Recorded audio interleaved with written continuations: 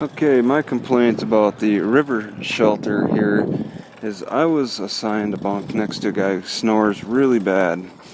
Okay, it was so disruptive that I didn't get good enough sleep. I didn't feel like it was good enough. It was really a struggle. And he seemed to have been the only one that snored pretty badly. And I don't know how the law can support that, where, yeah, if there's an empty bunk, you should sleep in it or face a fine. But forcing me to sleep next to somebody who snores really bad is just it's an unlawful order as far as I'm concerned. I don't get quality sleep that way. I don't care if it's air conditioned.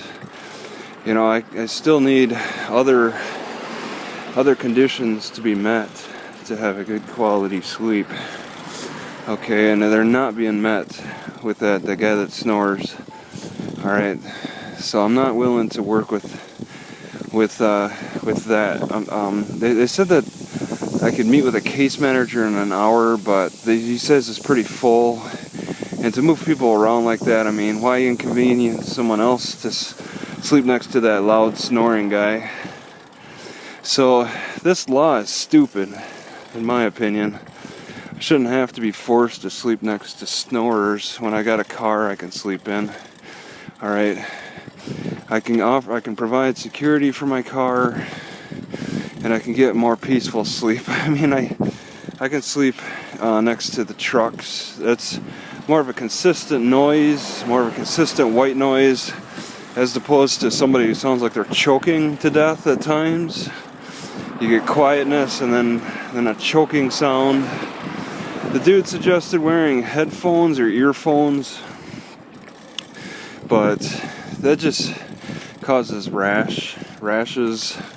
I've worn them before while I was in the Air Force. They're a little annoying, especially when you want to lay on your side. I really was interested in positioning myself closer to Labor Max for getting there at 6, but I'm just going to have to try to cover the 3.5 miles, almost 4 miles distance from my car instead. I don't have the patience for that snoring guy for another night. I'm stuck with this assigned bunk. I started it last night and I'm stuck with it tonight. And it just doesn't look like there's much wiggle room. It's ridiculous. These are the things that the cops or the city council who makes these laws don't consider. They don't consider the disruptions that occur when you have people who sleep close by each other in these cramped environments. I mean, overall it seems pretty cleanly and stuff. It's just that noise pollution. This guy is just an incredible specimen too, with his real breathing problem. He's got a real breathing problem to work with. So I'll let him, have that space. Other people can slip in let somebody else sleep next to him. Whatever. I don't need that. I do feel a little bit more comfortable being in closer proximity to my car anyway. Being in the car. It's on the side street where I had that accident.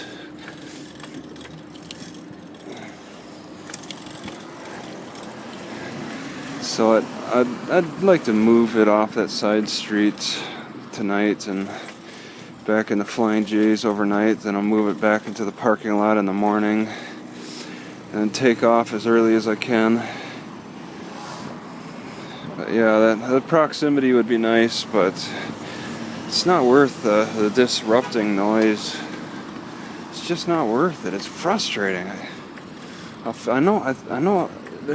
You gotta balance those frustrations, I think. Alright, frustration of either distance or the noise. I'll deal with the distance better, I think.